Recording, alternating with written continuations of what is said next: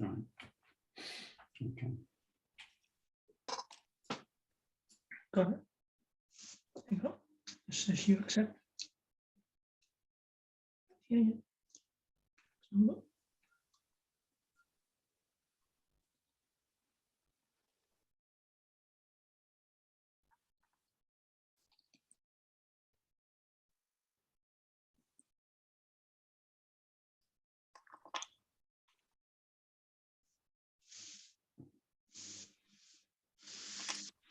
Oops.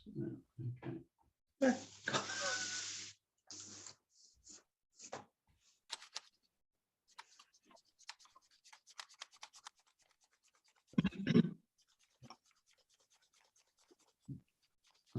One more minute.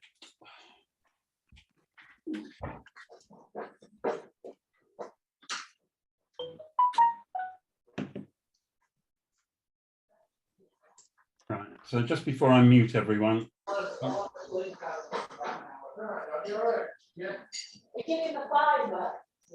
can I just check that hopefully.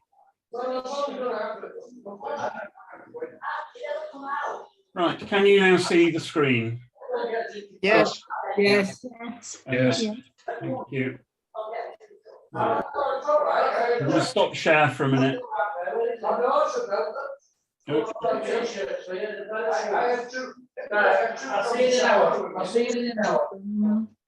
Right, I'm now going to mute everybody. So hang on a minute. You're good. You're good. He said hopefully. No. Oops, hang on. What are you doing? Nothing happening yet. Wait a minute. Admit. Okay. I have lost my ability to mute everybody, which is annoying. Hang on.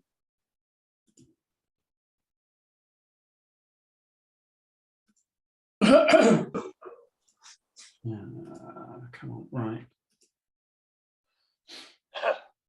Right, you are all now muted. If you need to communicate with me, please use the chat.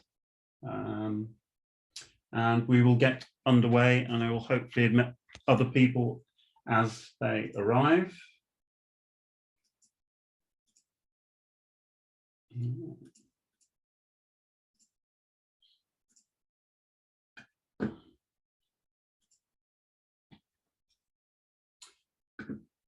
Right, you should now be seeing a PowerPoint presentation, and you've probably got me in the top right-hand corner.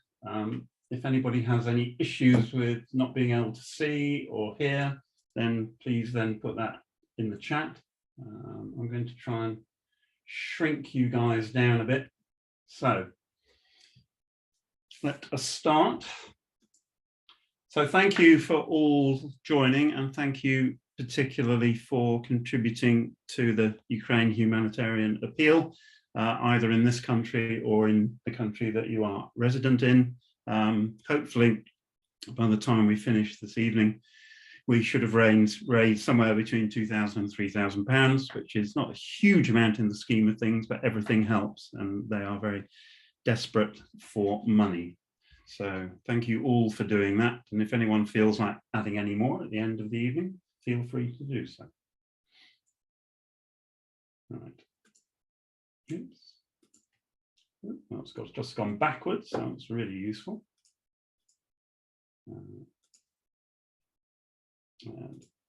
Okay, so for those who don't know me, I've been around backgammon for an awfully long time. I worked in technology companies all my life, largely with IBM in the latter part, specializing in telecoms and the internet.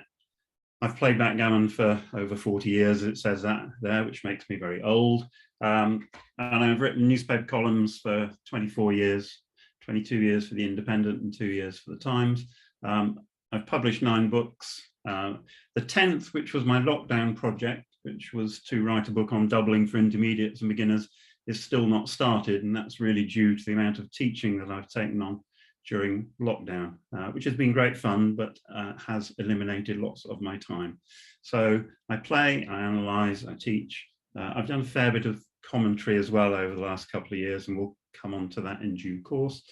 And I have a website which is listed there. So you can toddle off there and find lots of useful information. There is also a problem every day posted Monday to Friday with a solution the following day. Some opening remarks. Obviously, we've got an audience with very different knowledge levels. Backgammon is a complex topic. What you decide to do with this evening's information is entirely up to you. And you can view this presentation lecture in many different ways. So if you just want an enjoyable hour and whatever it's going to take, you can just listen and hopefully absorb some information.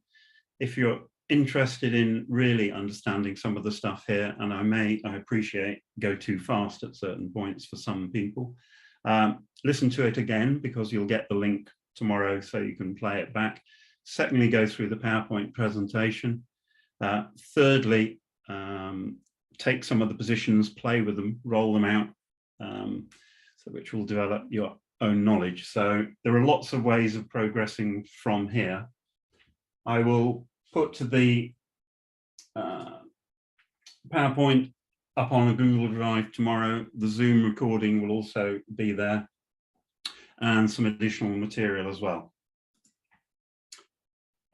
Sadly, after 90 minutes of listening to me, you will not become a backgammon expert if you weren't one before we started. There is no silver bullet, sadly, but there you go. Hopefully you will all learn something as we go along, and you will be better in terms of your knowledge for it. As Einstein said, if you can't explain it simply, you don't understand it well enough. So I'm hoping to explain things relatively simply as we go along. But again, I appreciate people have different levels of knowledge, so that it is difficult sometimes to pitch these things correctly. But Einstein was right. So again, I will try to do the best I can to keep everybody engaged. Are backgammon players born or created? So good question, very difficult question to answer. Obviously, the very top players have natural talent for specific aspects of the game. None of the top players in the world are very bad at arithmetic. None of the top players in the world are poor at pattern recognition. And none of the top players in the world are very poor at understanding risk and reward, which is the fundamental part of backgammon. So many of you will have read Outliers by Malcolm Gladwell, but in essence, if you want to be world beating at anything, you've got to put in 10,000 hours. Now you can dispute that topic, but it's remarkable how the top people in a lot of professions and or sports have put in the extra hours. So if you look at the Williams sisters, David Beckham and Ronaldo, they put in an incredible amount of hours of practice. So if you've got 10,000 hours to spare, fine. I worked out sometime that I'm old enough now to have spent 10,000 hours playing backgammon. Whether it's all been beneficial or not is a completely different question, because a lot of you will have driven for 10,000 hours, but none of you are Lewis Hamilton. So 10,000 hours, but it has to be structured. That's the bad news. But again, if you haven't read Outliers, well worth reading. And a fundamental part of backgammon, so given the same amount of intelligence, timidity will do 1,000 times more damage than audacity. You have to be bold when playing backgammon. It is a risk-taking game, and if you don't take risks, you don't get the reward. And trying to get people to change their nature to be more of a risk taker than they are perhaps in their normal everyday life is a difficult thing to teach, and it only comes with time. So my advice is to be bold, not always, obviously, but in the main, being bold at backgammon tends to pay off. Nice little cartoon from the New Yorker. Never ever think outside the box. Said to a cat, that's fine. Increasingly, you do have to think outside the box when you're playing backgammon. And one of the reasons for that is that the machines have taught us a great deal that we didn't know before. So trying to think outside the box, trying to think of moves that perhaps you wouldn't have seen when you were learning backgammon is something that is actually quite difficult. I was listening to the 2019 World Championship final the other day with Victor Ashkenazi commentating, and he basically said, we'll never be as good as the machines because there are things that we will never see. So I think the best players do see huge amounts that lesser players don't see, or have ideas that lesser players don't see. But you can all improve by effectively taking the time to try and think of things that are perhaps not in your normal run of things. In other words, think outside the box. It's a horrible phrase, but it's pretty good for backgammon. Oops, come on. Okay, so I'm going to start this very gently with a very quick couple of comments about the historical perspective. I'm then going to group this into openings, middle game, doubling, a thing I've called toolbox, end game, and summary.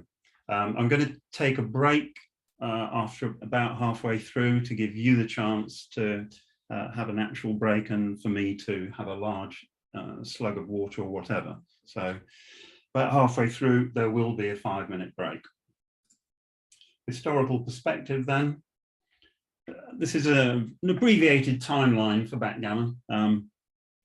It says there backgammon invented in 3000 BC. Well, it wasn't, but the board and the checkers have remained largely unchanged, irrespective of what has happened to the actual game itself. The word backgammon did not appear till the mid-1600s. And crucially, I'm going to talk about doubles and doubling in a minute. But so I'll come back to that. The first ever recorded match was in 1973. And if you think that the game has effectively been played one way or the other for the best part of 5,000 years, that is remarkable.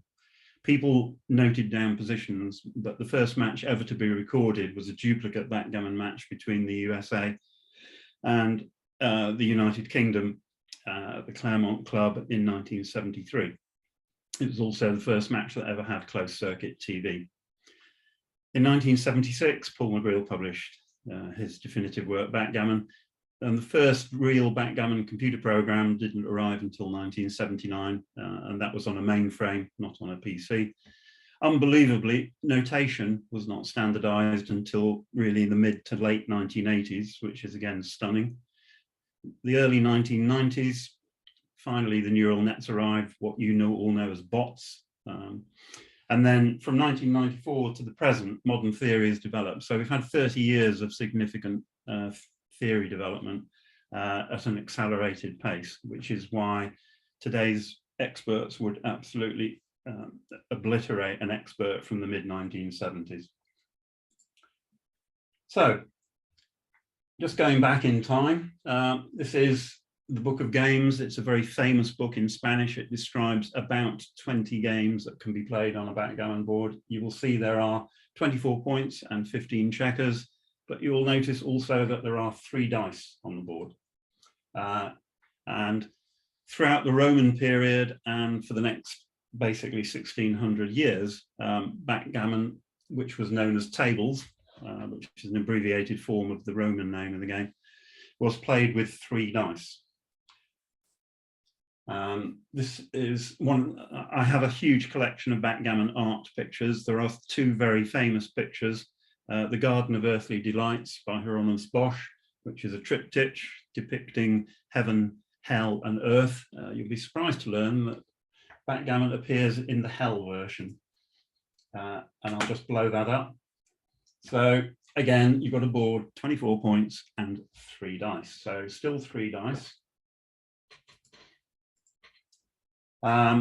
And the key thing about this is that somewhere between the death of Shakespeare and the appearance of backgammon in the word in print, basically the game of tables and the game of backgammon ran in parallel. But at some point, some guy decided, or people decided, to ditch the 3 dice and have 2 dice, but they allowed doubles to be played 4 times. So if you roll a double 4, you get 4 4s. If you roll a double 2, you get 4 2s.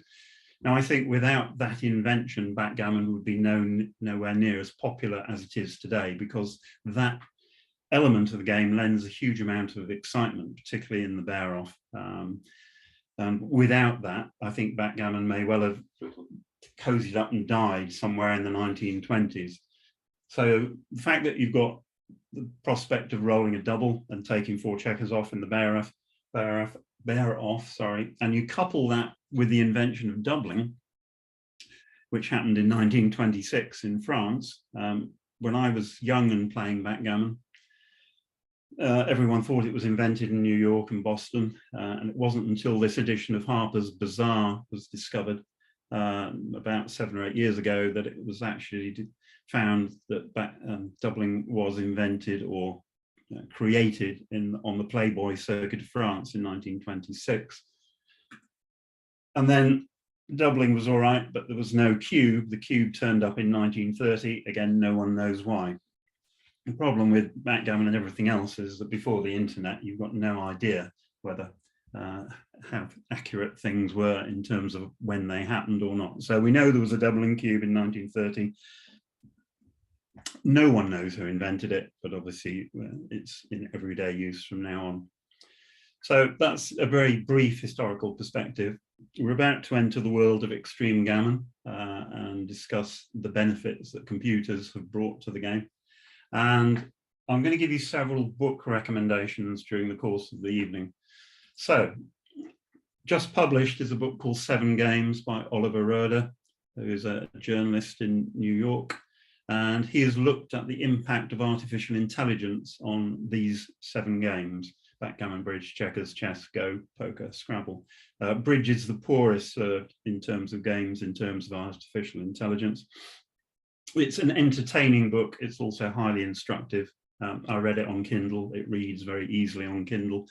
And it's just very informative, very entertaining. So I recommend it to you. That's entirely up to you whether you want to have a read or not. Then we go, whoops, sorry, gone the wrong way. So extreme gammon is the de facto standard for anybody serious about backgammon. It's abbreviated to XG, created by Xavier, and I'm not going to try and pronounce his surname. It's been around since 2009. Its predecessors were Snowy, and before that, Jellyfish. Without it, we wouldn't be going anywhere, and its predecessors. So the first ever program was actually created in the IBM labs in White Plains by a guy called Jerry Tesaro. His objective was not to solve backgammon, but purely he used it as an engine to prove his theory about neural nets. I am not going into neural nets this evening, but suffice it to say, the basic underlying principle for all of these programs is you teach the program the rules of the game and let it work out for itself what the best plays are. And the huge changes in theory that started happening in 1992 were started by T.D. Gammon and continue until today. Again, if you don't know what a rollout is, the only way you can determine realistically the correct action in any position is if you take a one-off dice roll. That's not going to do you any good. You have to roll it out thousands of times and aggregate the results. So extreme gammon will give you two potential pieces of information. It will tell you whether doubling is correct or not. And it will, so that's part one. As you can see here on the left is a rollout of a position. Extreme gammon's opinion, if you look at the numbers, and I'm not going into equities this evening, so just take the numbers at face value. So this position is no double because the value for no double is bigger than the value for double. It gives you another very useful piece of information, which is that's called best choice. And that tells you it might not theoretically be a double, but if you did double and 10% of people would drop the double, then actually the double is correct. So please remember that you're playing human beings the vast amount of the time, and human beings are error prone. And you can put extreme pressure on human beings with a doubling cube. It particularly happens in money with high stakes games, and it also happens in tournaments with high cubes. So although you might expect a rational decision, a lot of the time you don't get one. And the ability to put pressure on people with a doubling cube is a fundamental part of being a successful backgammon player. So XG will give you the right decision on rollouts on a double. How certain are we that it's that it is correct? Well, it's in the 99-point-something%. So there are very few positions that extreme gammon does not understand well. That wasn't true of some of its predecessors, but it will certainly be better than any human being will give you in terms of information. The second option for a rollout is to look at moves, and it will tell you whether you've made the right move or not. Again, the higher the equity value, the better off you are. These values are negative.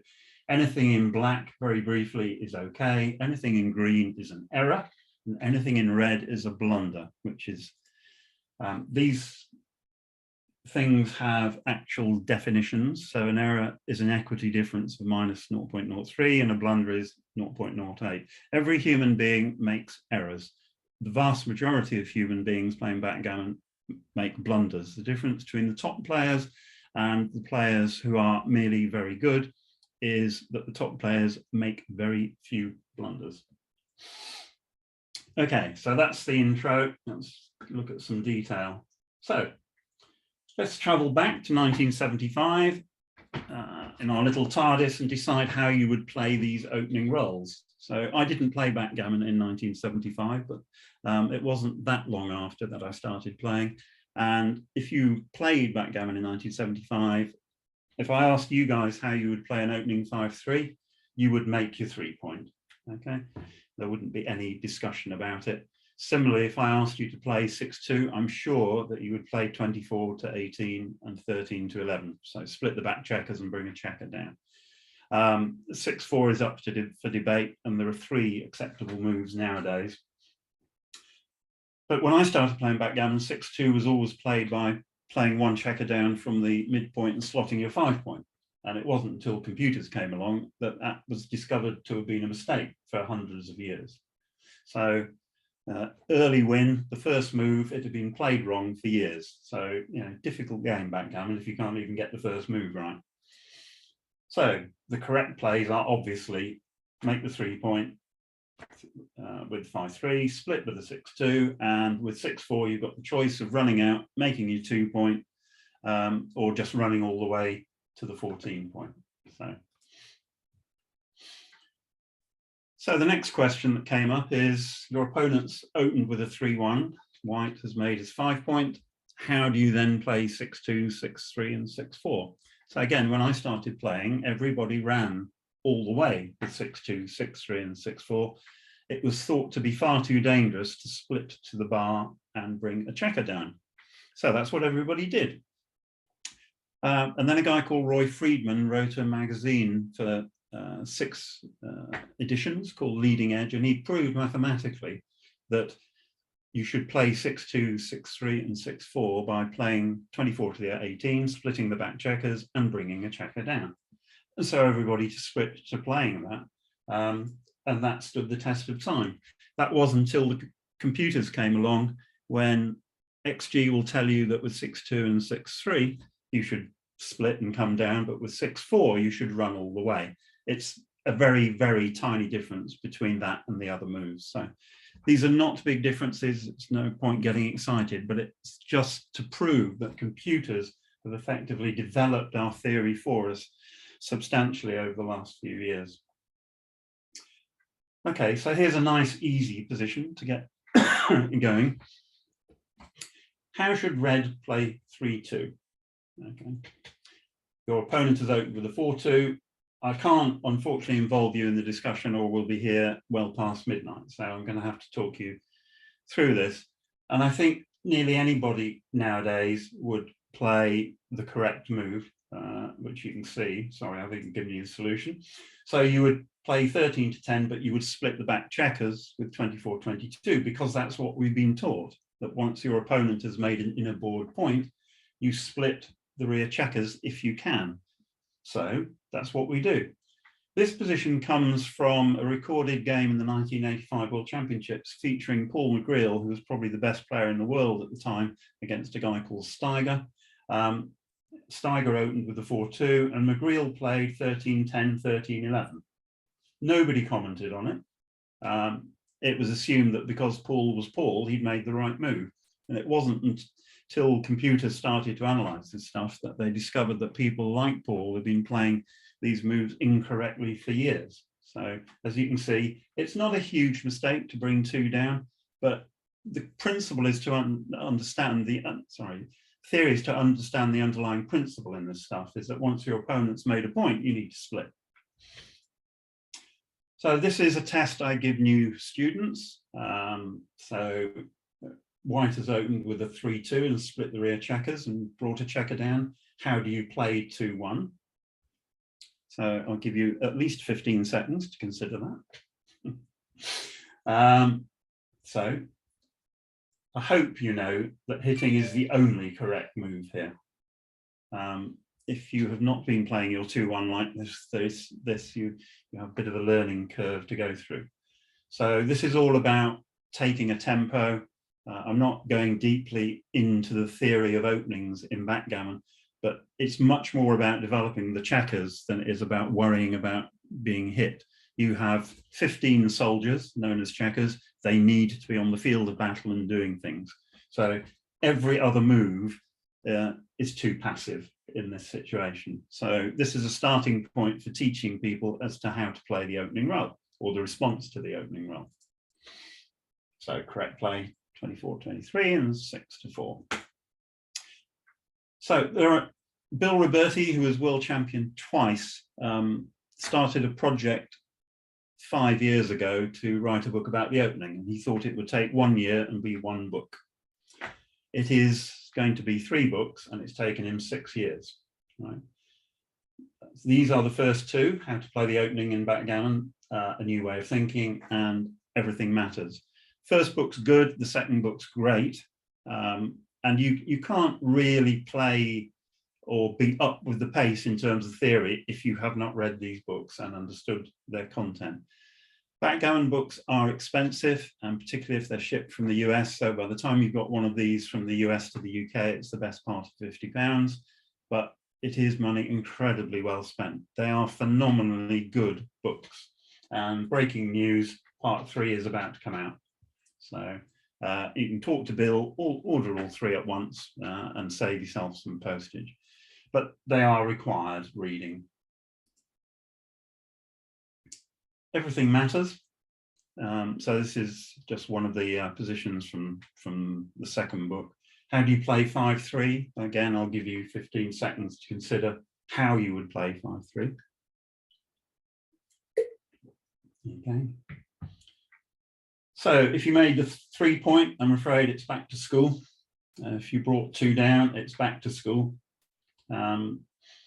If you brought a checker safely from the midpoint to your 5 point, it's back to school. The only acceptable move is to split the back checkers and bring the 5 down, 13-8. Now, I'm not going into a long explanation of this, but the key point about Roberti's books, that he doesn't tell you what to do. Well, he does do, but he tells you why you are doing it in every situation. So you get a much deeper understanding of what is going on in the opening. So this is a very straightforward example for a modern expert, and they would all play 24-21, 13-8. But lots of people would get this wrong. So a useful, very, very useful book. Okay, so if you look at the opening in backgammon, you have 15 possible opening rolls. There are 21 responses, possible replying rolls, because now you can roll a double as well. That's 315 options, but there are multiple choices for both the openings and the responses. So there are approximately 600 common 2-roll sequences for the first 2 rolls of the game. No one learns all 600, right? So unlike chess, where the openings are prescribed and limited, you can't do that at backgammon. So you have to understand the principle of what you are trying to do, so that you can work out very quickly, based on your prior knowledge, exactly how to deal with all of these situations. Hundreds of these occur frequently, and if you play a lot, you'll know the answer. But it gets complicated even more, because there are 4 scenarios in backgammon. You could be trying to win a gammon. You could be trying to save a gammon. It might be more important. There's double match point in match play, and it might just be a level score in a match or a simple one-off money game. That gives you 4 scenarios, 600 sequences, so 2,400 combinations in all. So now you've added a layer of complexity on, which you begin to understand why backgammon is actually quite difficult. Again, through exposure, through practice, through reading, a lot of these become second nature. So if you watch 2 beginners play backgammon, it's quite painful because it takes forever to make the moves. You will all be making moves at a relatively sensible pace, and a lot of the things that I've just discussed you will do on autopilot. Right? But it does take a while to get there. And when you get into the complexities of match play, it is important that you take the time to think about this stuff. There is at least one assistant to help you over and above books, and that is to learn Stick's rules. Stick Rice is a very strong US player. He's just published a book on the holding game, which I haven't advertised, mainly because I think his command of English is a bit dubious, but there you go, that's only my opinion. So Stick's rules are quite simple. They are listed here. I am not going to go through them. Those 9 rules will solve a lot of your problems in terms of making moves over the backgammon board. So, for example, rule 6, the only time you ever hit twice in your inner board on the second roll is if you've rolled 4-1 and your opponent is split with 2-1, 4-1 or 5-1.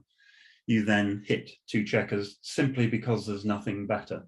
But that is the only roll with which you ever hit 2 checkers in your home board on your first roll as a response. So I will put, this is in the presentation, I will also post it as a separate Word document after the event.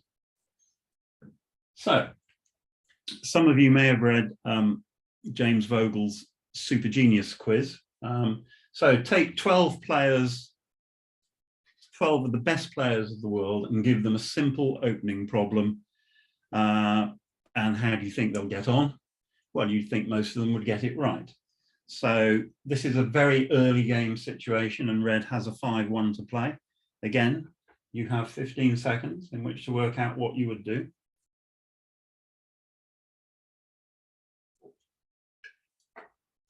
Okay, all done? Excellent. So how many people chose the right move? Oops, sorry, mouse has gone the wrong way. Hang on, what's happened here? Whoa. Sorry. I'm now getting, right. I'm now getting commentary on the bottom of the screen for some reason, which I don't understand. Hang on a minute. I'll just come out of that and go in again. So I just want to, apologies, won't be a moment.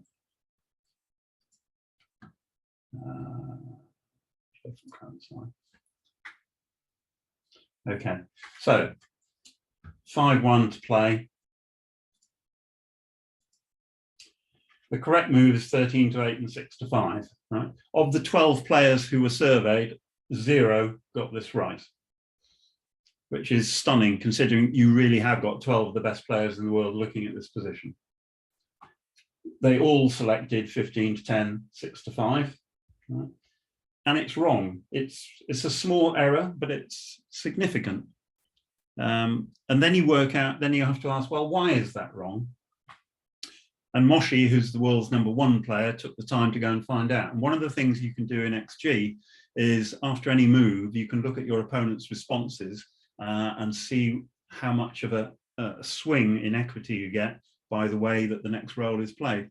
And the only reason 15-10, 6-5 is wrong is that when white rolls 4-6 from the bar, it is what's known as a joker. It hits the checker on the 10 point. And that one single roll being different is enough to make 13 to 8, 6 to 5 the correct play. So this is the sort of level of analysis that people are now able to do. It's not going to change anyone's life if you play 15 to 10, 6 to 5. But the point is that nowadays, you are told you have made a mistake. And whereas before you were guessing. Right? So middle game planning, this is a very fast lesson in middle game planning. So there are 10 types of potential middle games in backgammon, races, blitz, you can read them. I'm not going to go through all of them. What you should do is learn and study. So partly you will know how to play these games through your own experience, partly you will know through study, partly you will learn through being taught. And there's no short way to learn all of this stuff, but there's enough information around that you should be able to play most of these game types well. And if you can't, then get some lessons, read a book, or practice. So 10 types. Game planning. Always be aware of the score. So since lockdown, I haven't played a single money game, but I've played thousands of matches. And the more you play backgammon, you recognize how much influence the score has on all of your decisions, both checker plays and doubling decisions, particularly the latter. So always, always be aware of the score. The rest of it is actually quite easy. You should have a plan. You check for a cube decision, you roll the dice, you select the move that best fits the plan, or you may have to adapt the plan because the dice roll has done nothing for your original plan and you may have to change it and you make your move.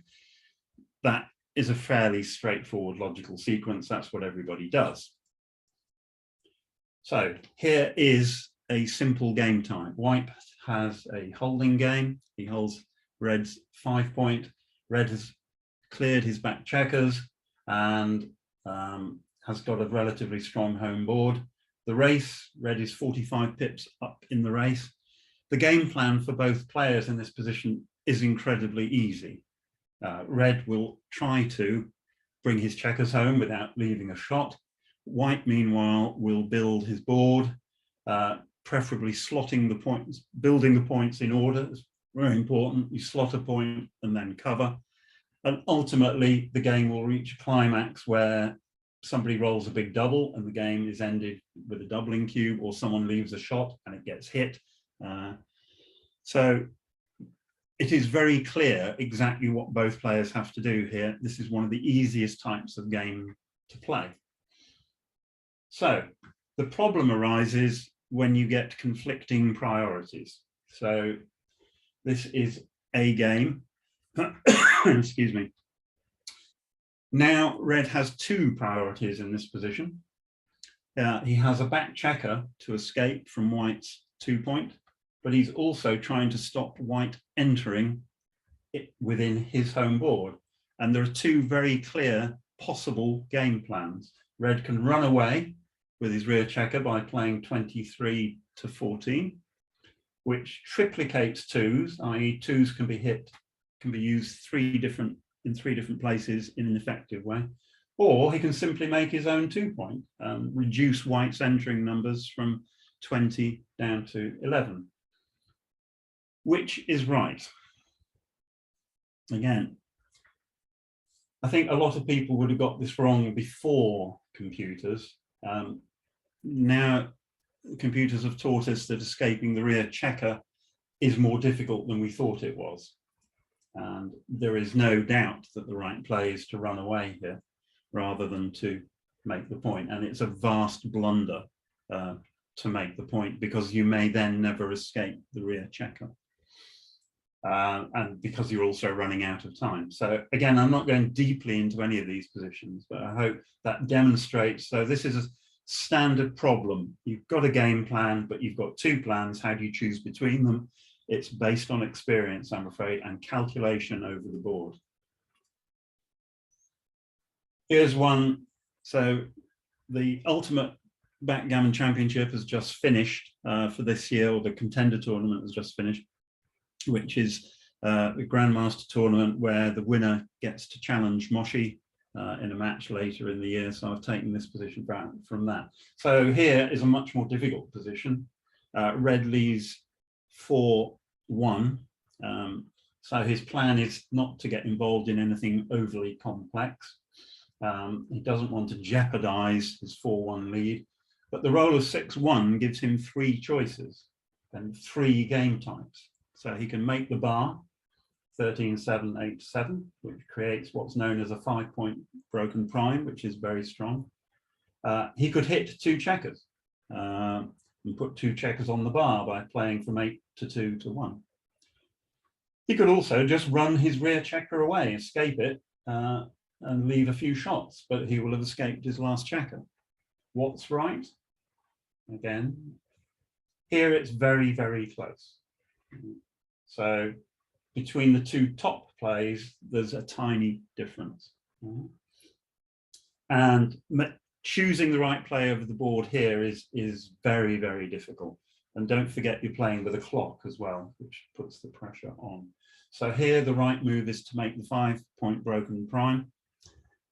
But if the score was the other way around and red was trailing 1-4 rather than leading 4-1, then the correct play by quite some way is to hit the 2 checkers, because now you want a volatile position. So again, this position can be talked about for quite a few minutes. I'm not going to do that. This is to demonstrate just how difficult it is to come up with the right plan under the pressure of tournament backgammon. Right, doubling. So here we go. I know you all know how to double, no problem at all. I'm just going to check one thing in the chat. Okay. Right, so let's go. So Moshi's rule, you will make many checker plays during a single game of backgammon. You will only make 1 or 2 decisive doubling decisions. Therefore, take your time. All right, you've got plenty of time, use it. You see people taking big cubes in a flash, and basically you just make mistakes. So take your time. Very simple, very straightforward. Okay. Good checker play will never compensate for serious errors of judgment and doubling, written in 1976. I think most of you are aware of things called performance ratings, which tells you how well you played.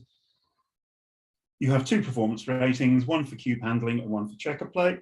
There is nobody in the world who is better, has a lower PR for doubling than they do for checker play. Doubling is the most difficult part of backgammon. We're still working it out. So take your time. Pip counts. All right. So if you look at any old backgammon book, if you go to the 1930s, you will never see a pip count.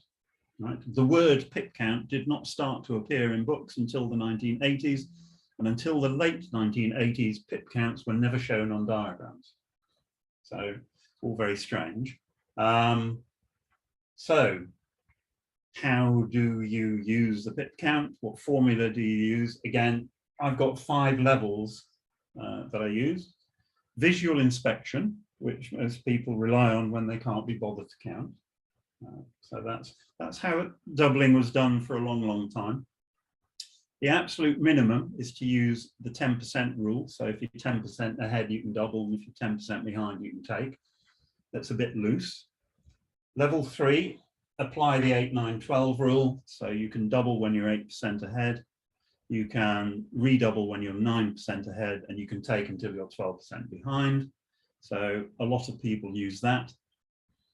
Expert level is to use a thing called the Ward formula, which I'm going to give you one example of. And you also know something about match equities if you're involved in a match. And at world class level, there's things called effective pip counts, Reichardt's formula, and very complex formula relating to match equities. So level 5 is very difficult under the constraints of modern clocks. So I use level 5 when I'm studying. I use level 4 in my own play. So people tell me they can't count. So everyone can count. It's a question of whether you are inclined to count. It is truly not difficult. I'm lucky I was born with the ability to count very quickly. I have no idea where it came from. I assume it's genetic. But you really do have to take the time to count if you're going to play backgammon. There's a couple of quickies here, which I'm going to tell you. So a closed board is 42 pips. So if you've read Douglas Adams' Hitchhiker's Guide to the Galaxy, you'll know that 42 is the answer to life, the universe, and everything. So that's how I remember it, 42. Obviously, if you didn't have the 2 checkers on your 1 point, the count would be 40. I mean, what could be easier? And then you get counting, second part, if you have contiguous points with the same number of checkers on, it's very easy. You take the middle point. So here, the middle point for red is the 6 point. There are 3 checkers on the 6 point, 3 6s at 18. There are 5 points in all. So it's really quite simple. 3 times 6 is 18 and 5 times 18 is 90. And you've done the count. Very straightforward, okay? If you take the same principle for white, white's middle point is the 4 point.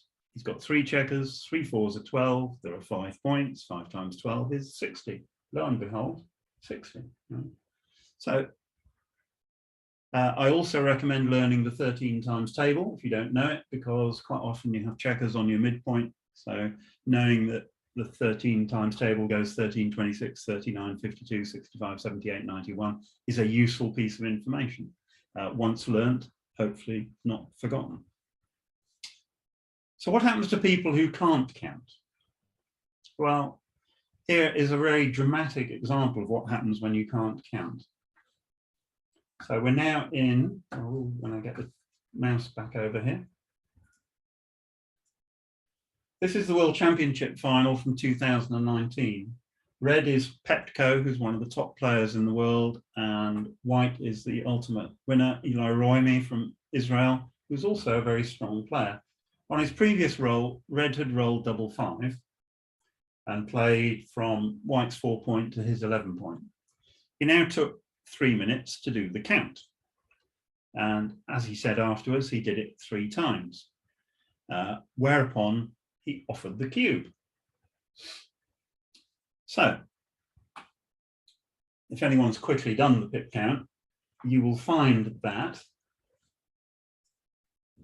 he got it wrong. So, the pip count is 70-70,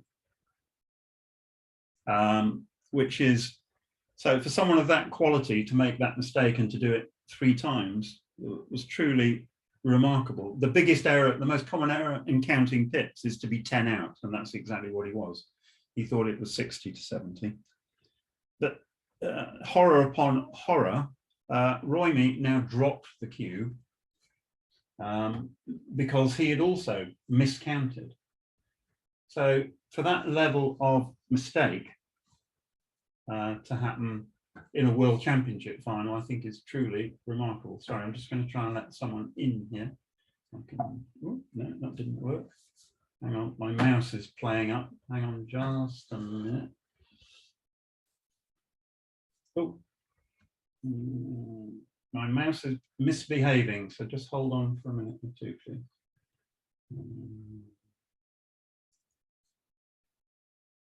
Sorry, I'll just come out to go and then I'll go back in again. Hang on a minute.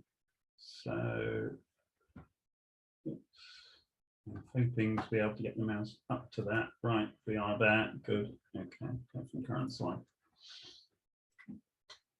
Okay. Oh, a couple of people arriving late. One from America, one from New Zealand. Okay, so in a basic race, you can do the 8, 9, 12. You can do the 10%. It works most of the time. This is a flat, boring race. 100 versus 111, all the formulae give you the right answer. It's a double and a take. This is a slide that basically describes Ward's racing formula. So Jeff Ward was a guy who wrote a book called The Dublin Cube Volume 1 in 1975, which has stood the test of time. I'm not going to go through this, but basically Ward's formula, if you're going to do accurate pip counts and make accurate doubles, you have to be able to take account of strange distributions the fact that you've got more checkers outside the home board than your opponent, and so on. So you take the basic pip count and you adjust it using this method, which I'm not going to read out. You then have a formula for calculating what's called the point of last take. So if the adjusted pip count is less than 62, you subtract 5, divide by 7 and round down.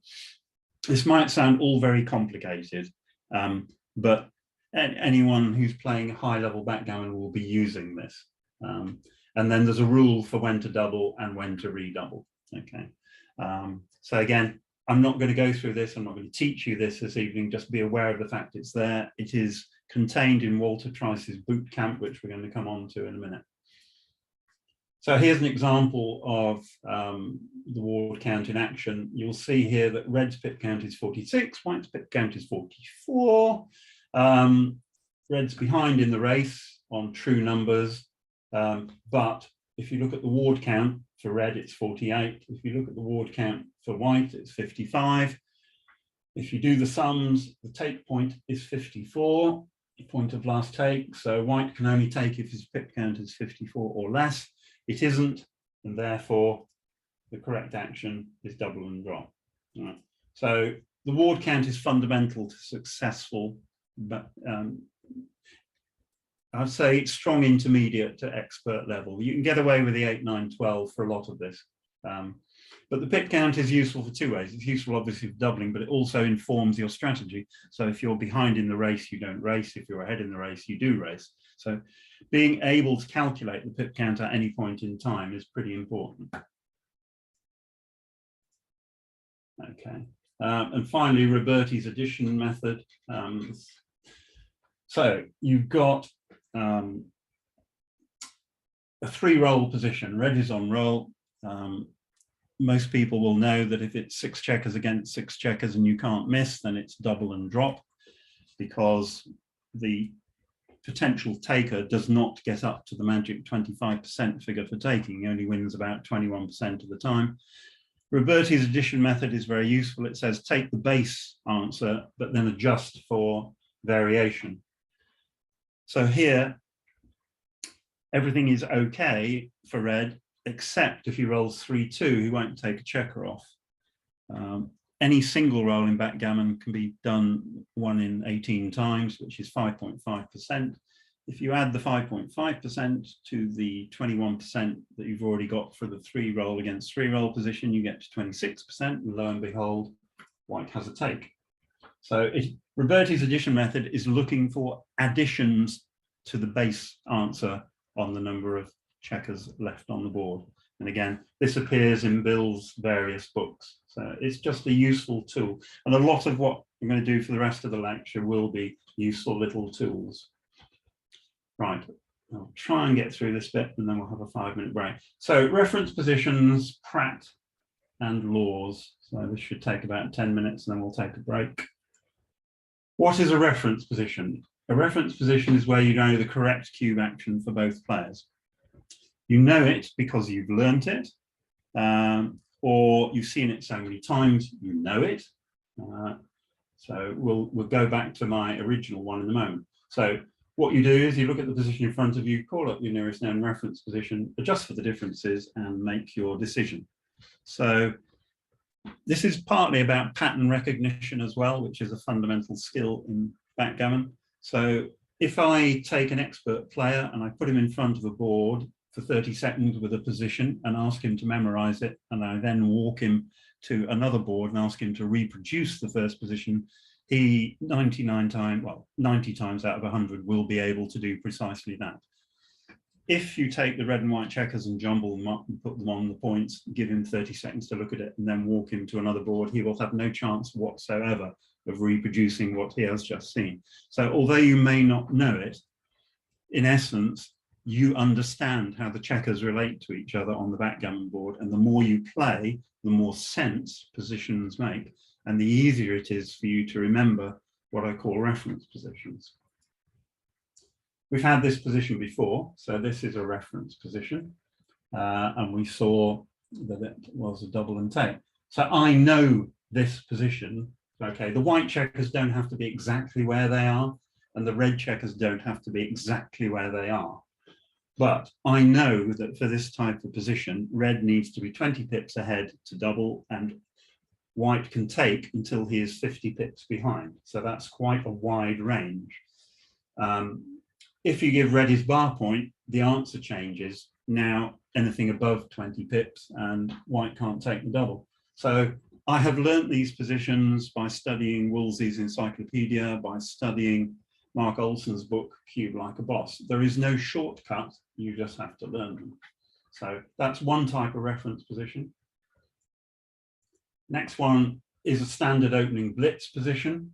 So white opened with 4-3, split his back checkers and dropped checker down to his 10 point. Red responded with double 5 and white stayed on the bar. Is it a double? Is it a take? Given it's only your second roll of the game, you still can't work it out over the board. You have no chance of working out whether it's a double and a take over the board. The only way you can know the answer is to learn it. Luckily, there aren't too many of these. And again, all of these possible double 5 sequences, I know, I've learned, and most of the double 3, double 4, double 6s as well. So sorry, but there is no shortcut to success. And this one is double take. Okay. Money game red on, this is much more difficult. So this is a very complex containment position where white has already taken off 3 checkers and red has got to decide whether to double and white has to decide whether to take. Again, you may have seen it before, you may have something in your mind, but it won't be exactly the same. So I know that if you have 3 checkers off and you then get 1 checker closed out, then you will win the game 10% of the time. If you have 4 checkers off and you get closed out, you'll win it 15% of the time. And if you have 5 checkers off, you'll win about 21 or 22% of the time. But you can accept the double because the cube is still live and you may be able to redouble yourself later on. So here, white will win the game even if he gets closed out 10% of the time. Can he scramble home to get another 13 or 14% to give him a take? And the answer is, you don't know, but it's based on experience. And the answer is that it's actually, he doesn't get home often enough to make this a take. But now you come to another factor which influences your doubling decisions. And that is red going to play the position correctly? So you don't know. If you know your opponent, then you may be able to take this. So if, for example, red rolls 6-2 in this position and slotted his bar point with the hope of making it, that's quite a big error. And if your opponent is not skilled enough to know how to play the position, you can take positions that are technical drops, but are practical takes. And there are a huge number of those. So just bear that in mind. 3 books again, or 4 books actually, that should be in everybody's library. Cube Like a Boss by Mark Brockman Olson, Backgammon Bootcamp by the late lamented Walter Trice, and the 2 Kit Woolsey encyclopedias, the first one of which they lost the proofs for, so unless you find a copy on eBay, you can't buy it. But if you ever do get the chance, please do buy it. And it gives you all of these positions. Sadly, as I said earlier, I am quite old, so I have to reread these 2 or 3 times a year to make sure that my knowledge stays current. Pratt, which again, most people have come across. This was coined by a US player called Joe Sylvester years ago. So these are tools to help you in doubling. So we've had the formula, we've had the races. Most doubling decisions are based on position, race, threat. Position, who's got the better static elements? How well are your checkers connected? Do you have an anchor?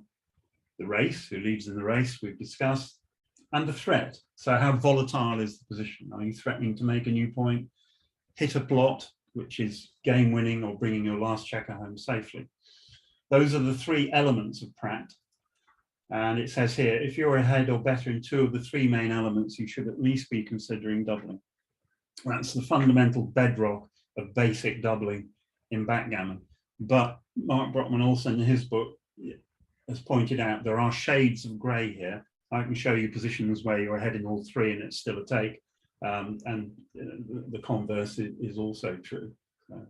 You should drop some positions where you're only behind in one. So it's a basic theorem, but you need to temper it with your own knowledge. I would point out there are 3 types of human being: conservative, normal, and steamer. So you need to know your opponent before you can make a final decision. And also in a match, the score is critical. I lectured earlier this year or sometime in lockdown on match play theory. It's evolving all the time. It's very important that you learn match play theory if you're serious about playing matches. And you have to know the cube actions and strategies for the common scores that occur in short matches. Again, you can't work it out from first principles over the board. You just have to learn it. Right, 2 rules, 2 laws. Wolsey's law. So if I were doubled in my opponent's position, is it a take? Yes, I'm absolutely sure. No, I'm absolutely sure it's a pass, or I'm not 100% sure. If the answer is C, it is always correct to double. Wolsey ended up winning lots of single points when he doubled people out. So he changed his theory to use this theorem. So if he didn't know, well, his opponent probably didn't know either. So how wrong could it be? He would double. So here's a Wolsey type position. White's on the bar. It's the race, red is well ahead, but he's got 3 rear checkers, but white's got another loose blot. Should red redouble? It's not clear. Should white take? Well, probably, but are you absolutely sure? I'm not sure. So I had this position in a match, and I decided to apply Wolsey's law, and I doubled. I then rolled double 3 and won 8 points in the match. So, okay, that's a fluke, and that's why this position is here, because I remembered it. Actually, it's technically a tiny no double, but that's fine. You are going to make mistakes. So the upside, the reward was huge, the risk was pretty low. So pretty good decision, actually.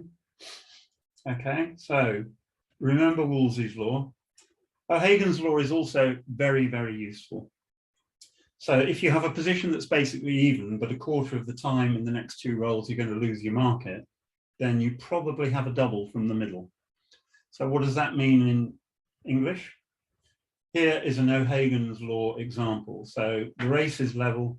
Both sides have got either a strong or about to become strong board, but red has the potential of rolling a 2 and winning the game and quite a few gammons. So that means, so he'll hit 11 times out of 36, that's more than 25%. So this becomes a double. So instead of having to work it out, you apply the law, and the law gives you the answer. And most people will be aware of O'Hagan's law and use it. I have put a second example in here.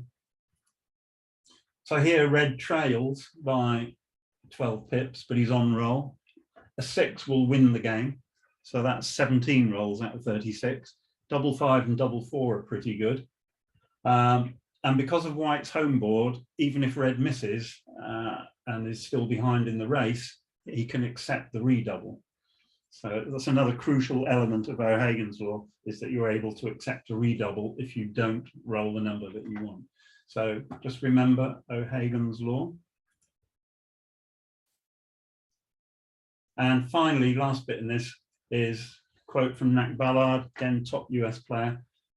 I will often redouble what I'm pretty sure is not a redouble on the chance that my opponent will pass. This is a big key to winning matches about which the bots are clueless. You can apply immense pressure with a 4 cube in a match because your opponent will have visions of losing a gammon and 8 points. So again, you're not sure what he will do, spin the cube, basically. And you will gain a lot of points you didn't think you were going to get.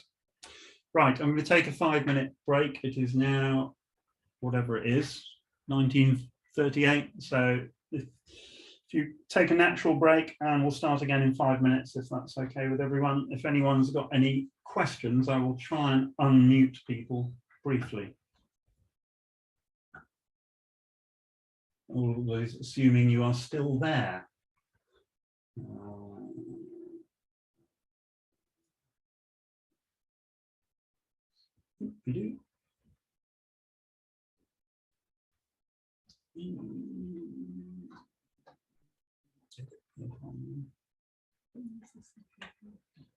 Shorter than the first time. Yeah. Well, it'll be a bit longer, but we didn't start at 10:22. Well, let's say 1/4 past-ish, 1/4 past, 20 past, I think. Yeah, that'll be good.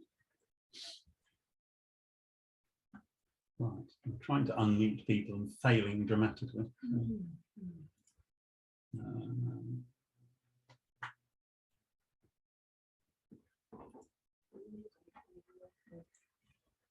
Everyone's muted. No, I'm fine, thank you.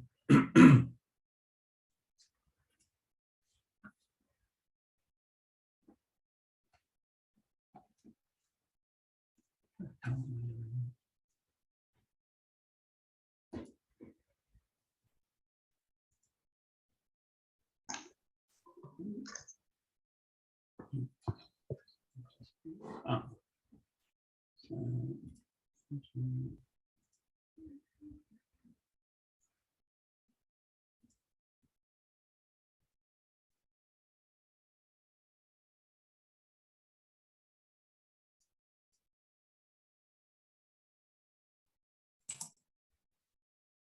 Trying to unmute people and failing dramatically at the moment.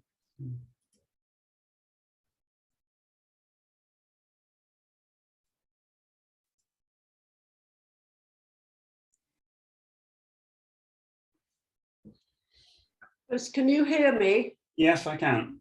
So people can unmute. You can unmute yourselves if you want to say anything. So that's fine. For some reason, I've not got an unmute all button.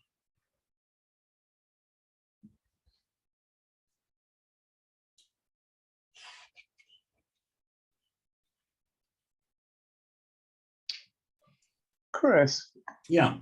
on Rawls's law, yes, often applied and not applied enough by me, but I have quite a few steamer opponents in my club who are a bit frisky with the cue, and I try to encourage them with an anti-Rawls's law, which runs as follows.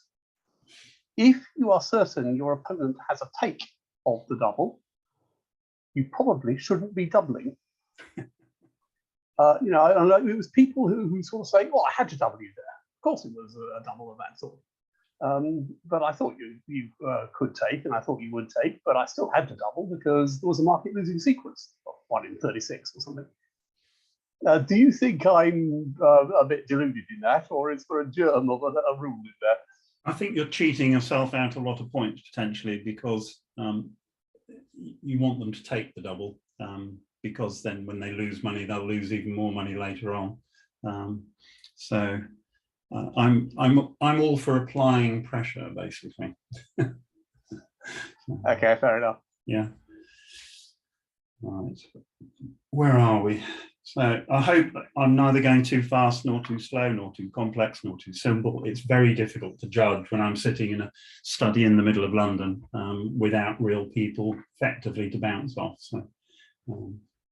If anyone's got any comments, let me have them, and if not, we'll get going again in a moment or two.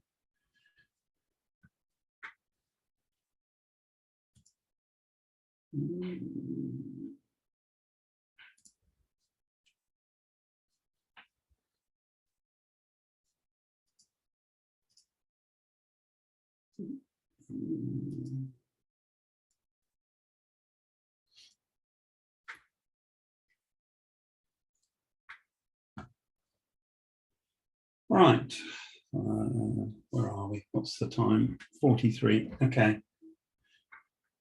Hopefully everyone has had time to take a quick break, natural or otherwise, and get a drink. I'm now going to go on to the next part of the presentation, and rather than me talk for the next 3 minutes, we're going to have some live backgammon. So the best TV program ever made about backgammon was a thing called High Stakes by a friend of mine called Andy Bell, who sadly died at the start of the pandemic. Nothing to do with COVID, but the fact that he was run off the road by an asleep driver when he was on his bicycle. But he made a program based on the 2005 World Championship final at Monte Carlo.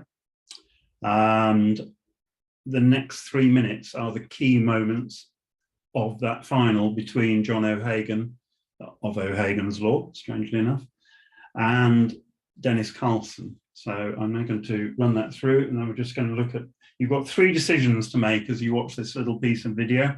There are 2 doubling decisions and a play decision. So see how you do.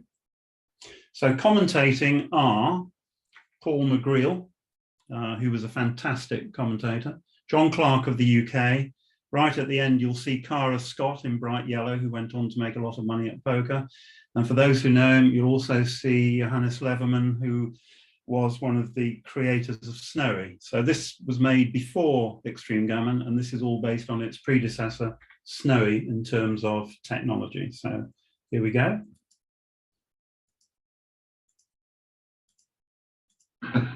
Here comes QB, as Dennis didn't go for the kill and not only did not win the gammon, but now has lost the game, because the reason he must cube is because 7s and 9s, that's like a direct shot. That's 11 numbers right there, plus some other numbers to make a 5-point board, plus the race is even actually white's ahead of the race, has 11 number shot to hit the second guy. I don't. This is a must double. No, What's he no, doing? Paul, no double, no double. What are you talking about? No double. Snowy says this is no double.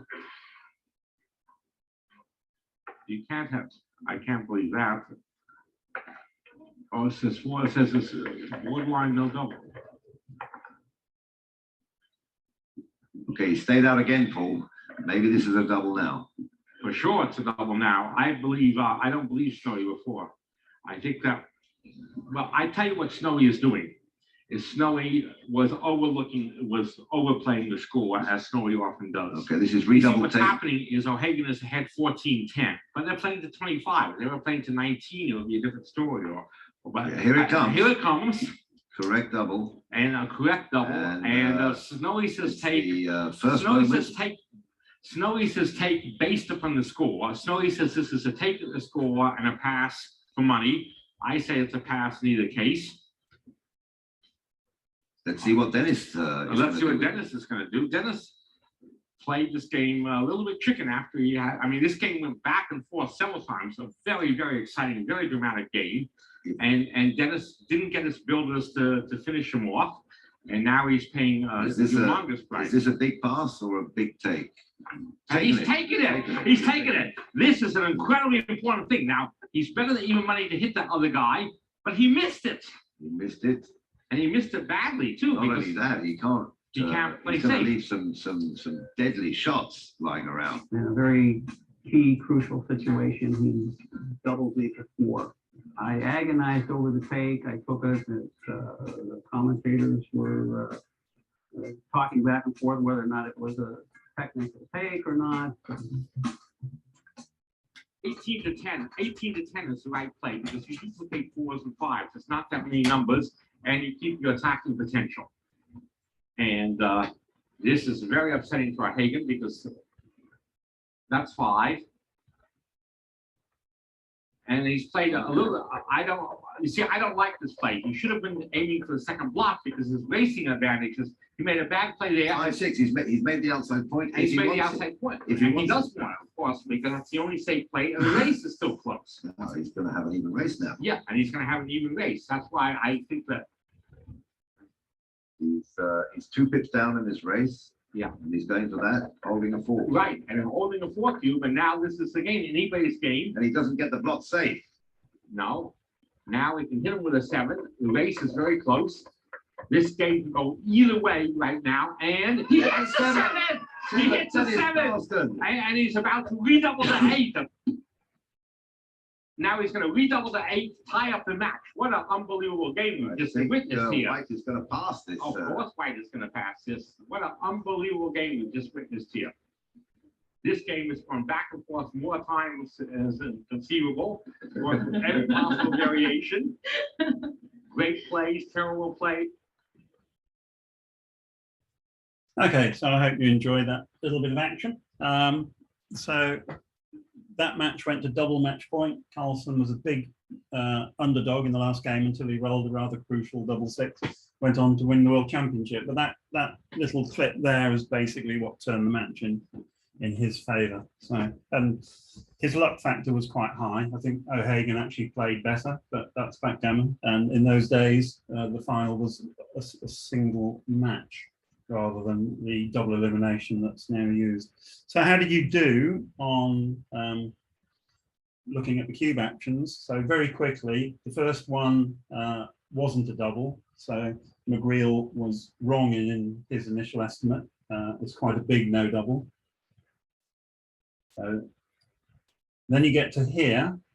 So now this was much more difficult in terms of trying to make a decision. Yes, has gone again. Oh, there it goes. Okay, so I'm not going to string this out. So it is a take by the skinniest of skinny margins. And Carlsen did very, very well to take it. I think a lot of people would have dropped. For money, it's a huge drop, but again, the match score influences the decision. And then finally, the 5-3. Oops. Sorry, my mouse is being not as well behaved as it could be. Hang on. Ah, here we go. It's better. Right. So, in terms of the plays, McGreal was right by 0.02 of an equity point in assuming that 18-10 was in fact the best move. But as you can see here, you can basically take your pick, and that happens sometimes in backgammon. You discuss moves forever, only to discover there was no difference between the two plays. So, an interesting little bit of history there. Okay, so now let's give you a much more difficult problem. This is from UBC, the Ultimate Backgammon Championship 2020. So I do quite a lot of commentary. It's a lot easier if there are two of you, and you've also got an expert giving you the feed from XG. So whilst you can make a decision over the board as a commentator, sometimes you're no better than the players, even though you've got a better view and you don't have the pressure. So this game, this move turned up. Now actually, Red would much rather that it was white on roll because he would like white to crash his board, but Red is on roll and rolled 3-1. And the commentators took an age to discuss whether Red should hit with 5-1 or slot with 5-2 and play 24-23. I think it was Ueda who had this position, and he looked at it for the best part of 4 minutes, and eventually he hit with 5-1. The problem was that neither the commentators nor the players had even considered the best move. So the best move is to play 5-2, 3-2. Now that is shifting the prime to create what's called the broken prime. But it has a huge advantage in so much if white doesn't roll a 2, he's got to play his whole roll on the other side of the board, which is hugely advantageous to red. And even if he does roll a 2, he's still got to leap the 4 prime that is there before he can escape his checker. So it's a lesson in thinking outside the box. These prime shifting plays are very difficult to see sometimes, and this one was not seen by anyone. I've given this to a number of students. None of them have even thought about the right play at all. So just be aware, as Victor Ashkenazi said, the computers will see this in a flash, but human beings for some reason don't see it. This was also from that match. So this shows the difficulty in making a decision over the board. You've got your position race threat stuff, but you need prior experience of this sort of position to make a decision. It's 0-0, the cube is on 2, should red redouble. And again, if you haven't seen it before or had a position like this before, you're guessing. This was Moshi. He had positions like this before, and he actually made the right decision here, which is to double. So it looks like he's got a lot of work to do, but white is on the bar. And it's a double by quite a big amount, but it's a very easy take as well. So the other key thing about backgammon positions is, why don't you play around with them and see what difference it makes? So I then took the 3 checkers on the 3 point and shifted them back to the 4 point, and you get this position. So 3 pip difference. Does it make any difference? Well, it must make some difference because the builder, the spare checker on the 4-point is now active.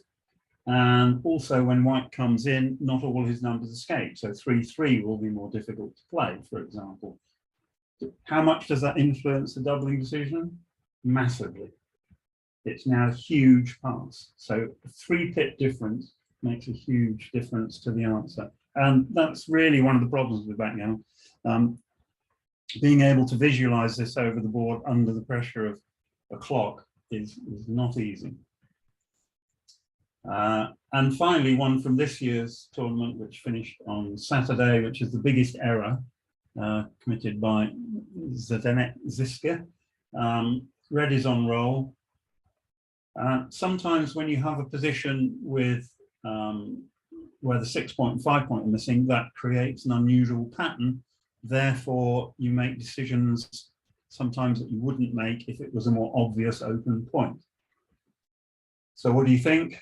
108 plays 137. Red has got a 4-point board. White's got a 3-point board. White's got 2 exposed blots. And white's already got check on the bar. So if you use position race threat on this, you come up with the answer that is double and pass. And for some reason, ZZ, as he's known, completely got this wrong. And he took what was a massive blunder to take. And he lost the gammon and he lost the match. So even the best players make mistakes. But this one was solvable through basic position race threat methodology. And in fact, red was so good, technically he shouldn't double, but of course he did double and he got a take. So he made technically incorrect solution, but practically a brilliant solution because his opponent took. And finally, one of my own from Cyprus. You learn things by seeing positions that you get completely wrong. So I was red, I was on roll. This is against Moshi. I've got 6s to hit, 2s to hit, 8s to hit, and 4s to make an anchor. I'm already 8 pips up in the race. Can white take the redouble to 4? We had about 20 spectators, I think, at the time. The game finished, which Moshi won. Then we did a poll of people who were watching and said, do you think the take was a take? And we had about 18 takes, 18 passes and 2 takes. And then you stick it in XG and you discover it wasn't even a redouble. So huge learning curve there because the 4-point anchor keeps white in the game forever. He doesn't lose that many gammons.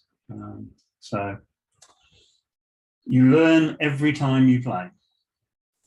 All right, toolbox. So, okay, some fairly common things that everyone should know but may not know. Do you hit inside or outside? So red comes in with a 3, has an ace to play. He's only got a 2-point board, white's got a 3-point board. But in fact, hitting inside is right by a long way. This is all about risk and reward. So if you can make the 5-point, it becomes very strong. And again, partly this is influenced by where the cube is and your ability to use it productively. But I often see people play 8 to 7 with the 1 in these situations. So I'm just making you aware of the fact that very frequently it's correct to hit inboard rather than outboard, because if your opponent doesn't hit back, you get a huge reward. And then we've got these 4 things: banana splits, tigers, falcons, washes. So the definitions are there and you can read them later. So let's just quickly go through these. Banana split, how do you play 5-1 in this position? So you can play passively, 13 to 8, 6 to 5, or you can crunch your own home board and play 13 to 8 and then hit 3 to 2. That's what a banana split play is, to voluntarily break your own board in order to hit and take the tempo away from your opponent. So again, Mishi covers these in one of his early books. So provided you know the technique, you can see the play. The question is whether you can see the play in the first place, because if it's not part of your armory, you'll never consider 13 to 8, 3 to 2. And obviously, it's partly dependent on White's position here. There are 2 blots in his home board, so you have to look at the whole board before you make the play. But the banana split is a tempo gaining play. The double tiger, which I think most people will now have heard of, double tiger is to expose 2 blots in your home board in order to put 2 of your opponent's blots, checkers on the bar. It's a tempo gaining play. So the choices here really are 13 to 4 hitting 1 checker, or 8 to 4, 6 to 1 hitting 2 checkers. And the answer by, I think, quite some way, actually it's relatively close, is to hit 2 checkers. It might seem very risky, but it only leaves 1 more shot, 21 as opposed to 20. So double tiger is a standard part of most players' armory nowadays, and gets used a lot, and you'll hear the phrase a lot. I think it was coined again by Mishi. So that's the correct action. How about a triple tiger? You've already got a blot in your board. Let's expose a couple more blots. Is that ever right? So in this position, red played 7 to 5 and 8 to 3. So 2 checkers on the bar, but 3 exposed blots. Can that possibly be right? Well, in this instance, no. The prosaic 7 to 2, 4 to 2, just making a point, is the better play.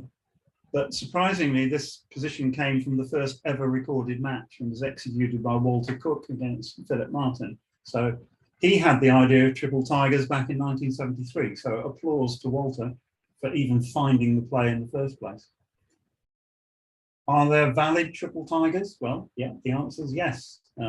This is a play where red's roll of 5-1 is truly awful. And the best play here by quite a long way is 7 to 2 and 6 to 5. So 2 checkers on the bar, but 3 checkers exposed. The idea here is you've got an anchor in White's board, so you're not going to die, even if White hits a lot of blots very quickly. And the key is to be able to make the 5-point and the 4-point if at all possible. So triple tigers are rare, but they do exist. Double falcon, I think this is another of Mishi's. How do you play 5-4 in this position? Well, you can run a checker away. You can play 11 to 6, 8 to 4, slot the 4-point and hope to make it. But actually the right play is 21-17, 21-16. Run both back checkers out. So they're in front of a strip point. Gives your opponent 1s and 2s to hit, but they don't necessarily win. And when he doesn't roll a 1 or a 2, or actually a 5-4 as well, you're in a really good position to win the game. And the downside risk is not too high. So double falcon. So we've got double tiger, double falcon, triple tiger, banana split. And the other sort of theme that comes through from time to time is the wash, double 2 here. So it's fairly clear to make the 4-point, 6 to 4 twice. Most players would then look at advancing the back checkers, 24 to 22, say, twice. But the rather ungainly play of actually putting 2 checkers on the bar by playing 3 to 1 twice is by far the stronger play. So the old adage of 2 on the bar, better by far, comes into play. Yeah. So that's 4 things that are useful in terms of tricks, tools that you can use. And this is another, this one is slightly different. So this is again from the UBC over the weekend. Red enters with 2 3s, obviously, but how do you play the other 2 3s? Do you break the 5' with 8 to 5 twice or 7 to 4 twice? If you do that, then White can escape with either the 5 or the 6 that you've given him. The answer is to think a little bit outside the box again here and play bar 22 2 and 4 to 1 twice. So you end up with a broken prime, but White has no direct escaping number. He will need to roll a 2 and a 5 or a 2 and a 6. So the opportunities for these things occur more frequently than you would think. So be aware of them. And if you're listening to modern commentary on backgammon, you'll often hear the comment on a thing called goalkeeper. So a rear checker, normally on your opponent's ace point, that hampers the ability to bear in safely. So white's checker on red's ace point is a goalkeeper. It's there being very annoying. So if red rolls an inconvenient number, he can't dump checkers behind white's anchor. So that goalkeeper, as it is known, is doing a very useful job in preventing red playing some of his rolls. So what happens if you, so in this position, it's not even a double. But now let's upgrade from a good goal, or downgrade from a good goalkeeper to an average goalkeeper. So here red has filled in another point, 3 point, and he's got a lead in the race now. But the goalkeeper is still effective and is doing a job. And this is only just a double. So when I'm looking at goalkeepers, I look at the number of open points, and the more open points there are, the more difficult it is to bear your checkers in. So here there's only one open point, the 2 point, so red is better off and improving, which is why it's a double, but also a very easy take. But let's move it on a bit and call this is called good goalkeeper gone bad. So now you've given red the bar, and that facilitates his bear in all sorts of different ways. So the goalkeeper's still there. There's still two open points, but this now becomes a massive drop because most of red's numbers play pretty easily. So I know I see a lot of people take doubles in this position because they believe the goalkeeper will be effective. I've now started doubling these positions as soon as I've made the bar, and it pays rich dividends, believe me. So just be aware if you have a goalkeeper and you're conducting that side of the game, just make sure that it's still being effective. Red can easily end up blitzing white in this position and attacking that goalkeeper. Very quickly, a couple of slides on back games. So which back game should you play? Well, rule 1, don't play back games. Quite easy. Then these are back games listed in order of usefulness. So in general, you want the back game points close to each other. There's a fundamental rule for having a well-timed back game. Again, one of Moshi's statements. For good timing, you need to be trailing by the number of pips equal to your 2 anchors. So a 1-2 back game requires you to be 94 pips behind in the race. So most of you are still playing online backgammon. You get the count given to you, so this stuff is easy to do. When you enter into the real world of live backgammon, you have to do the counting. But you do need very good timing to play a back game, which is why the advice is not to play them in the first place. And then there's always been a debate over the 1-3 or 2-3 game, which is the better. So I had this position relatively recently, and I thought I would test it out. So I've always thought that you should get the spare checker up to the edge of the prime so you can escape and maintain your timing. So I would play naturally bar to 22 in this position.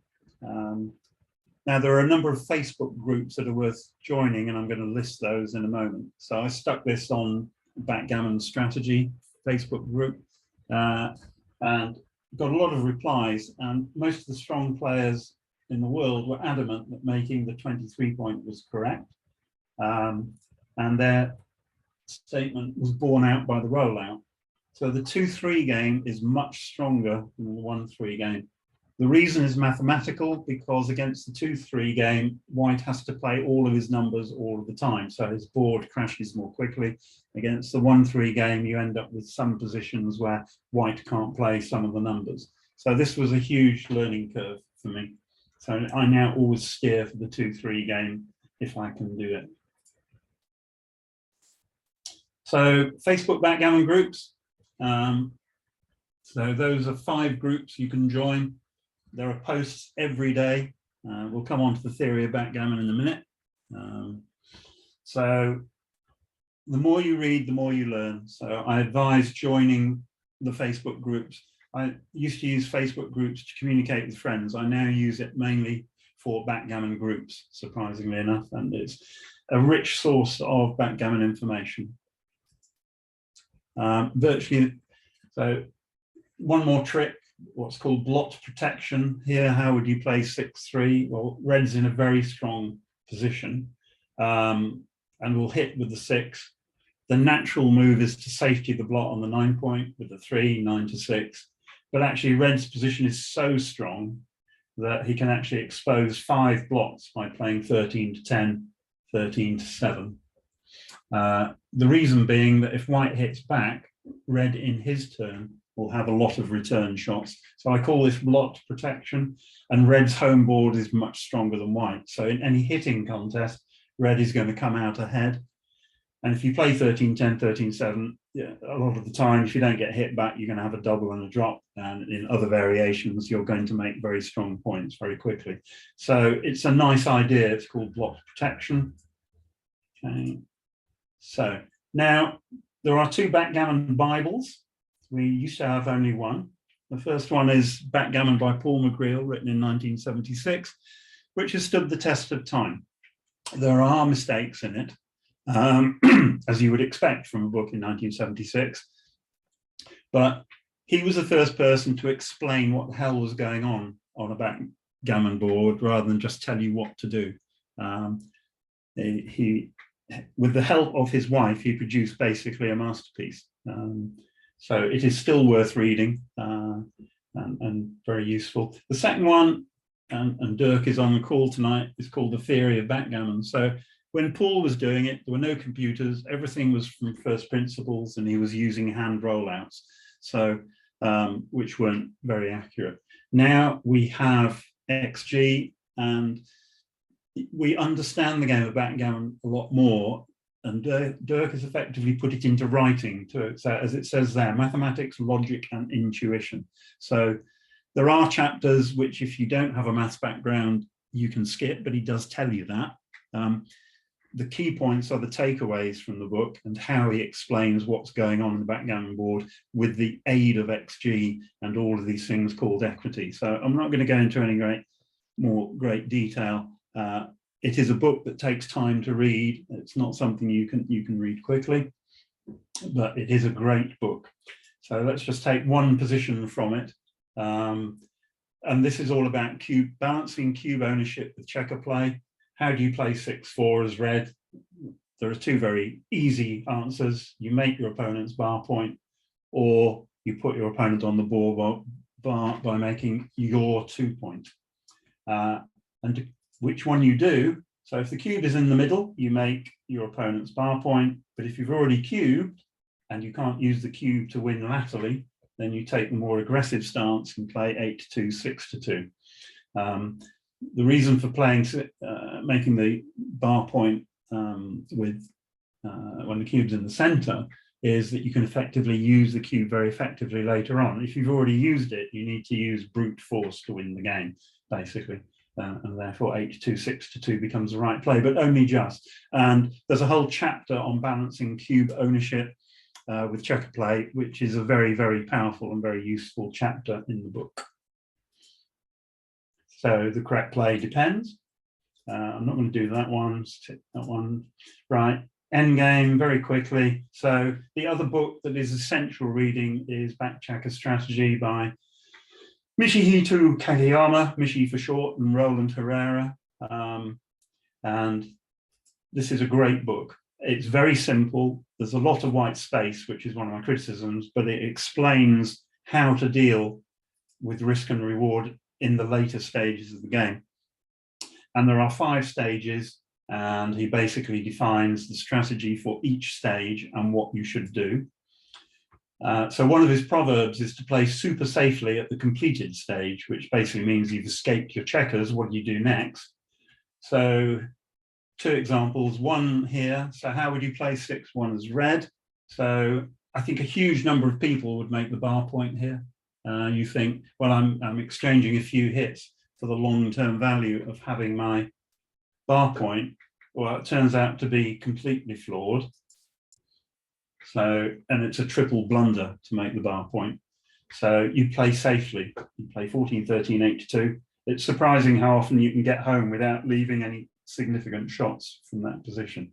So that's a huge learning curve for me. And then this position turned up in a game. So now how do you play 2-1? So red has managed to find a roll with all his checkers on the board and in play that seems to expose a blot. Ridiculous, yeah? So what do? Well, you've got two choices. I played 5-2 over the board when I had this position, which is way wrong, right? Because I couldn't see a sensible alternative. 9-6 is all right, but amazingly, not leaving a shot and playing 6-5, 6-4 is also perfectly fine. So you give a beginner this position and he might find 6-5, 6-4. I wager that virtually no expert would play 6-5, 6-4, especially if he had people watching. So it is a great book. It really is worth reading.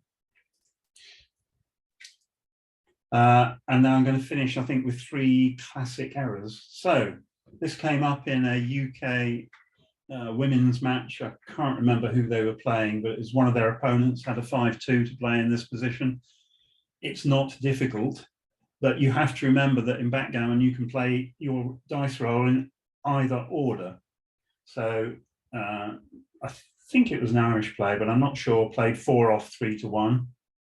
Whereas 4-2, 3 off gives you another 2 to play without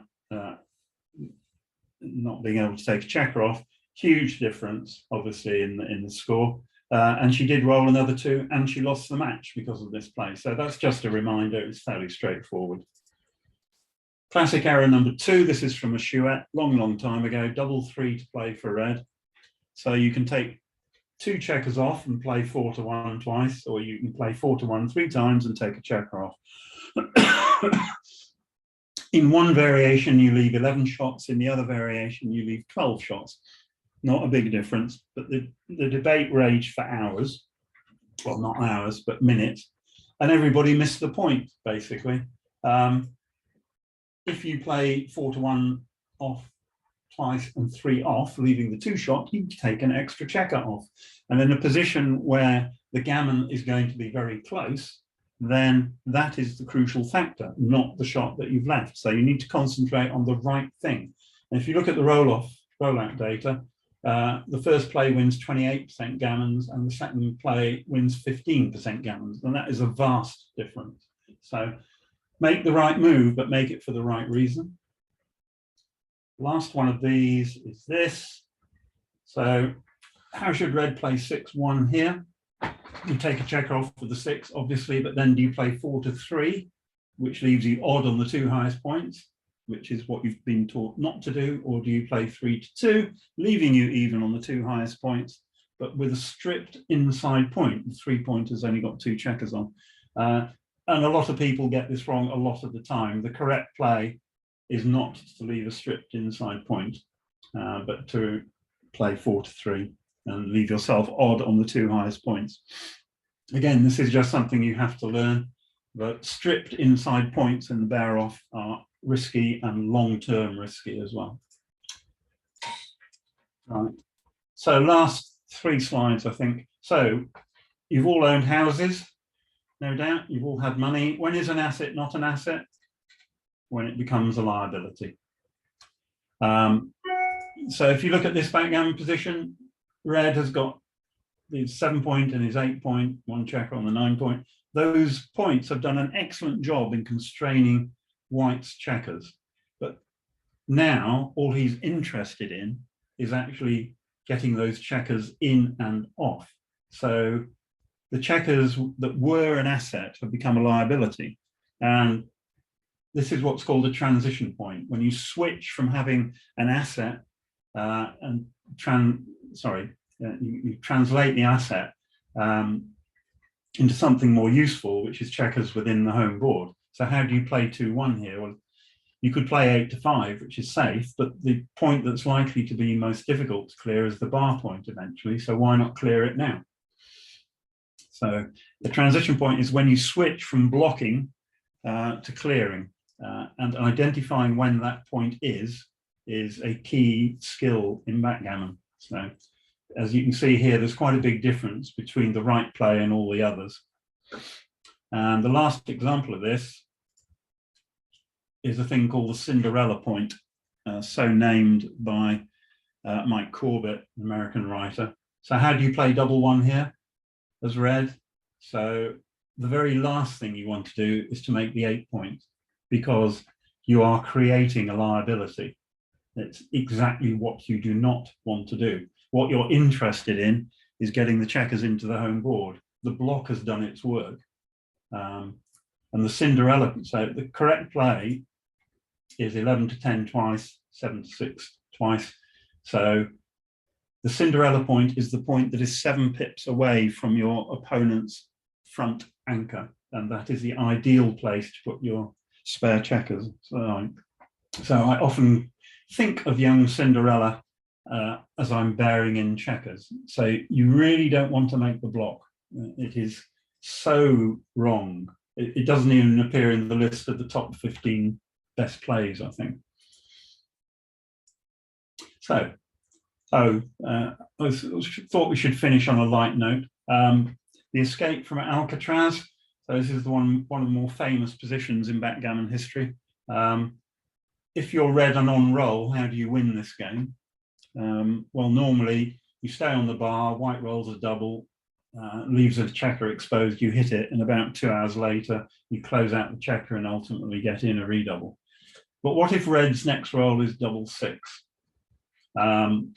So this position actually occurred in a chouette in London, witnessed by the sadly recently departed George Silimersky.